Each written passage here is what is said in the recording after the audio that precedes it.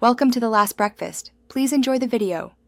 You sign into your Microsoft account and enable rewards right away.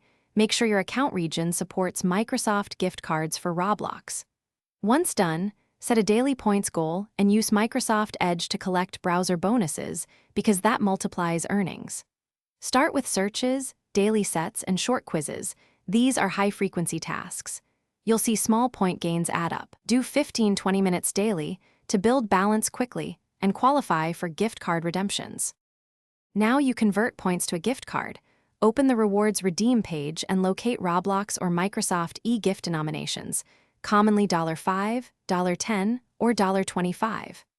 Once your point balance meets the threshold, select the e-gift option if available. E-gifts arrive instantly, so you can proceed.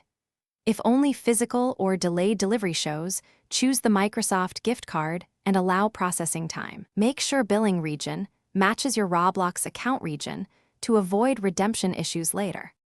Finally, redeem the e-gift code into your Microsoft account or Microsoft Store wallet. You do this under Payment and Billing, then Redeem Code.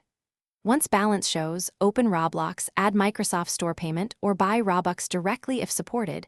Use the exact same region account.